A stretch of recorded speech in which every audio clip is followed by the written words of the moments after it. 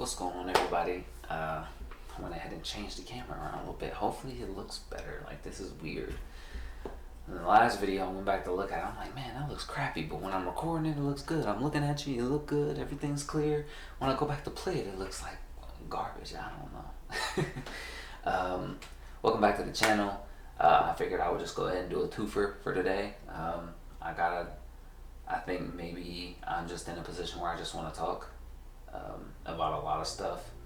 There's a whole bunch of stuff that's been on my mind, and over the past 6 months after moving and everything, and just living life this entire 2021, just learning a lot and just seeing things, I guess, observing and watching life, living my own and experiencing new things, I guess.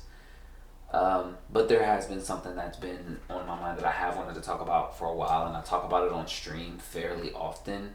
But I know a lot of people don't really make it to the streams. It's hard to, know when I'm streaming, since I don't have a streaming schedule. I don't stream every day. Hell, I don't even stream every week. But I wanted to talk about why I don't upload as many BTS videos as I used to. I've gotten a lot of comments about this. I've gotten a few comments about people who are saying that I was just using them for clout, and that I was just using them to, saying for clout, just publicity. I didn't really care about the group, and they don't care that I got a whole BTS poster behind me and another one on my right. It doesn't matter. That doesn't bother me when people say that stuff, because to me it just kind of makes me laugh, because it's like, yeah, like I'm that's desperate for clout for my little 30,000 subs that I put a BTS poster behind me. But I don't really like BTS, but I like anime. I like Naruto, I like Attack on Titan, I like, my Ganesha poster, my Gilgamesh poster, like everything else I like behind me, but I don't like BTS, so. And plus, like, I have to appreciate anything that's sent to me like a gift. All of the things that are behind me right now are all gifts from people who mean something to me. So fans, family, friends, everything that sits behind me right now means something to me. And that's why it sits behind me. From my sword to my posters to, Ganesha to Naruto, everything means something to me. So I think it's funny when people say stuff like that, and they'll see me by like a BTS, big huge BTS poster sitting behind me. They'll be like, "Oh, you're just fake. You're just doing it for the views." Like, it's funny. But I can't argue too much about the validity of the fact that that was why I started doing BTS reaction videos. I didn't know much about K-pop when I first started watching them. When me and Josh were doing videos at the start of the channel, when I first started the channel, I was just like, I'm just going to do whatever. And then when me and Josh were doing videos, we just kind of would go through the trending page and see what was trending and react to it and talk about it. And one day we stumbled upon BTS Fake Love, and that's what started it all. It literally led to us kind of going viral a little bit on Twitter. I wouldn't call it viral, but viral for me, where it had a couple 100,000 views. That's huge to me. I have several 100,000 people who saw a video on Twitter, and then I have several 100,000 people who saw my video on YouTube, and then I had people coming from Twitter and Instagram and places to come to my YouTube channel because they saw me on a clip, and so it actually did change my life. Like, it literally did.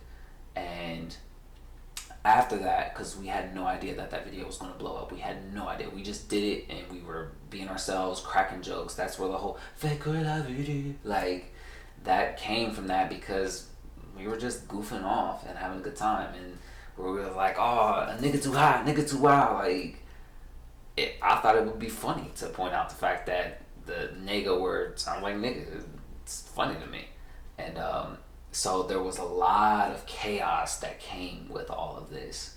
A lot of chaos with people getting offended because I was saying fake who love you, or people getting offended because I was saying he said nigga and he didn't. And I'm like, I get it, I'm joking, but people don't really understand my humor, and it's okay.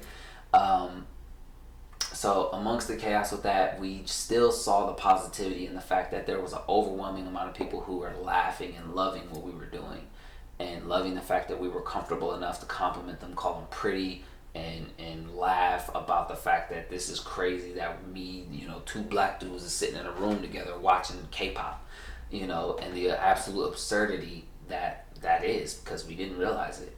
And I know I'm going off on a tangent, but I feel like all of this is important information to get to why I don't do these videos anymore. And it's not that I don't do them anymore, because you can go and look at my most recent videos, and like in the last 3 videos I've uploaded, that BTS Butter video, I'm pretty sure is the latest. Now I don't remember exactly, because I'm pretty sure I did a live reaction of BTS Butter and it got taken down, but it's still on my channel, so you can still see that I watched it. I wanted to do an actual reaction video to it, and I can't remember. I think I did. I'm pretty sure I did an actual video to it, and then I did a live reaction to the other version. So, but regardless, I digress. Me and Josh saw how well the video was doing and how much people were responding and how interactive they were and how much they enjoyed it. And we were like, hey man, we got to keep this going. We got to, let's, what's BTS? Let's find out. So it led to us going down the BTS rabbit hole, and it still to this day is one of the most enjoyable periods of my life. Like overall, like just interacting with the actual fandom, the positive part of the fandom. Even the negative part of the fandom still makes me laugh because of how defensive they were. Even if you said positive things about the group, they would still get mad at you just because they're so toxic. And they worship these guys, and it was interesting to see that, because I haven't seen people who were that toxic about that. They weren't that toxic of a fandom since like One Piece fans. When I would talk about anime, we did a lot of anime videos, and One Piece fans were the most toxic of the fans. I know Dragon Ball fans are pretty bad, but One Piece fans were awful. Like I didn't meet any positive One Piece fans. I didn't like One Piece, and I said I didn't like One Piece one time, and my comments exploded with people hating me. So that was fun, and while we were doing this, these videos just kept doing well, and my channel was growing in subs and numbers and even patrons, and people were donating and people were helping fund these giveaways, and so it was all fun for like the first year. And then after that, it started to drag. It started to become formulaic. We got into a position where we started to feel like we were forced to watch BTS or K-pop, and that's when it started to become less fun. And once we got to that point, we started to realize that there may be something that we have to do, maybe do them less frequently, or maybe we'll just make it to where there's more of a benefit for us if we're going to do it and we don't really want to. So we started to make it to where only our patrons could request these videos. But then we kind of messed with our Patreon to where basically anybody could become a patron, because it was like $1. It was like $1 or $2 to become a patron, and if you were a patron, you could request anything you wanted. So that led to us being unable to fulfill all of our Patreon requests, and that led to like a negative impact on the way people saw us, because they felt like we weren't genuine, and because we weren't able to fulfill all of these requirements. Like there was so many patrons and so many requests, and it was so hard to keep up with. And then Josh doesn't even live with me, so I gotta wait for him to come back so we can do these ones. But every week there's more people coming to request more BTS and more K-pop, and it's like we hit a point in there where we were just like, we're stopping, we're done, we're not watching any more K-pop for a minute. We're just gonna have this backlog, and we're gonna keep uploading these. But once we reached that point, we knew that we're gonna have to figure out a new way to go. But it was too late. YouTube had already set my channel in the algorithm that if I was doing K-pop related content, they're gonna promote it. If I'm not, it's dead. They're not promoting it. Only people who want to see it are people who are loyal subs and they come back to see what I'm doing. But other than that, out of the 30,000 people who are subscribed, maybe 1,000 will see that I post this video. And most videos don't break 1,000 views on my channel. That's just how it goes. So what happened was I hit a point where I no longer wanted to do K-pop reaction videos because I felt like I had to do them, not because I wanted to do them. And I don't like being in a position where I have to do something. because it's no different from a job to me. When I'm required to do something, it takes the fun out of it. You know, I want to do something because I can't wait to see how the fans will respond, and I can't wait to see how other people will relate to me and Josh and the funny things that we said. But once that no longer is there and we feel like we have to do this, our energy's gonna die down. We're not as interested. It's just going to take away from what we're doing, and some people can probably see that in some of our later videos, that we started to lose a little bit of energy, and the only way we kept it at all was because we would kind of crack jokes at each other. There were some videos where we didn't even listen to the song. Like, we were just talking to each other, and people got mad about that, and justifiably, because I would too if I was like, I really like this song, I didn't even pay attention to it. And so I stopped doing BTS reactions for a long period of time. I think it was sometime last year. I genuinely just stopped doing them. I think I only had, you know, periods where I would do like songs like BTS Dynamite. I did that last year. Did a couple with Mom, August D. So I still did some, but I fell off of it. And I was happier when I did that. I was happier when I did that, although my channel suffered irreversible damage because of my place in the algorithm, and because of my loss of subscribers, and because of my loss of viewership, and because of my loss of maintaining viewership, I believe is what it is. My channel practically just fell off. So a lot of people who saw my channel 2 years ago, I'll get updates from them. They'll come back and they'll be like, whoa, you're still here? You're still a channel? I haven't seen you. I know. I know. So yes, in short, I stopped doing BTS reactions as much because I wasn't happy doing them. I wasn't happy posting consistent BTS content or K-pop content because it was not genuine. And one thing I do not want to be on my YouTube channel is disingenuous. I don't want to watch K-pop if I don't want to watch K-pop. Like, and sometimes I'll get requests. Some people will send me requests and they'll be like, hey, check this out, I think you'll like it. But I know that you don't know my taste, so when I go to watch it, I'm like, this is boring. But I don't want to make a video and be like, this was boring. And like, nobody really wants to see that. Who wants to watch a video where a guy just sits there and is like, oh, this is boring? I don't want to put myself through that, and I don't want you guys to watch that. I don't want to put that out as content, because it's not entertaining. I wouldn't watch it, so why could I expect anybody else to watch it? And I knew that this was going to start happening more and more often the more that we did K-pop. So I tried to diversify by doing like the try not to laugh challenges and the dub challenges and stuff like that. And the dub challenges just were not hitting at all. Like, they just weren't hitting. Many of the try not to laughs, I don't think there was like 2 of them that worked out. And I think it was mainly because most of these things are for loyal armies and super fans, and I'm a casual fan at most. You know, I love their music. I respect all of the guys. I even did a whole video ranking them from, you know, I like to say least favorite because it pisses people off when I say that, to my most favorite, even though they're all, like, they all have a special place for how they've changed my life, literally. My channel is where it is because of them. And I literally rode their coattails to get, you know, any kind of recognition on YouTube, to the point where my channel went from like 1,200 subs to 30,000 subs in a year. And I thought that because of that I might be able to hit 100,000. And I would have if I continued to do what wasn't making me happy.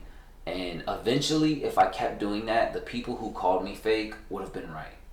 Because I would have been doing it for the views. I would have been doing it solely for the views, and solely for maintaining viewership, and solely for riding the coattails of not just BTS but the K-pop genre that I didn't care about and even made fun of a little bit when my sister would listen to it, because I didn't know what it was. And so it's like, yeah, I just didn't want to do it. And even now I find myself in a position where I enjoy doing BTS videos and K-pop videos way more than I did, way more than I have in the last year or so, because I don't have to do it. I want to do them. I'll see a BTS video and I'm like, oh shoot, BTS just posted Butter. I'm about to check this joint out. I can't wait to see that. And I found myself excited again to do a BTS video. That excitement was not there for a long time. When they released Dynamite last year, the first thing I did when I came home from school was I told Mom, like, hey Mom, BTS just dropped a video. Mom's like, what? I already knew that. I went to the store and I saw that they dropped it because they got it on a magazine. She brings home a BTS magazine with them on the front of it, Dynamite. I'm like, what? We was thinking the same thing. That very same day, we're watching Dynamite together.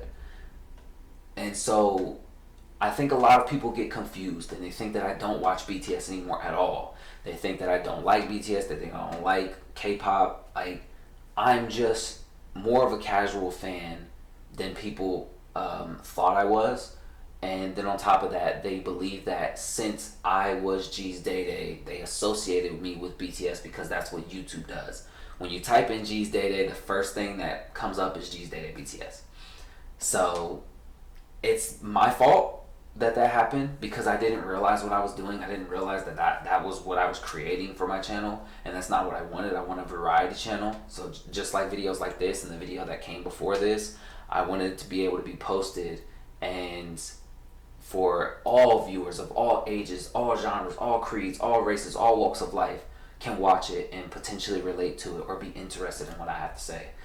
And so that's why I started doing discussion videos again and breaking down things, and that's why you'll see me talk about political events, Black Lives Matter, All Lives Matter. You'll see more of those videos the more comfortable I get doing them, rather than reaction videos, because that's what I had established my comfort zone in. So now you'll see more videos like this. You'll see more videos of me talking about political issues. You'll see more videos talking about things that mean something to me. I want to do vlogs. So there's a lot that you will see on this channel if you're interested. And if you're not, it's okay. I'm not mad about it. I'm just wanting to explain for those people who are concerned that I don't like BTS anymore, or that I never do BTS anymore, or that I'll never do them again. Every time I do a BTS video, they're like, oh my god, I thought you were never going to do BTS again. And it's like, no, that's never the case. I never stopped doing BTS videos. I just stopped doing them all the time. And so yeah, I just wanted to clear that up, give a little bit of the lore of GEEZDAYDAY, and just talk a little bit about it. And I feel like it would be unjust for me to leave this video off without talking about how important BTS has been in my life, and not just BTS, the K-pop in general, and the fan base, not just my fan base, but the K-pop fan base and BTS fan base specifically, because I've had people from that fan base who have stuck with me for so long and been by my side and been so loyal and been so supportive and been everything that I could have ever asked for in a sub and a friend. And y'all have been there, and y'all come to my streams, y'all like my posts, y'all watch my videos even if it's got nothing to do with BTS, y'all watch me play a game.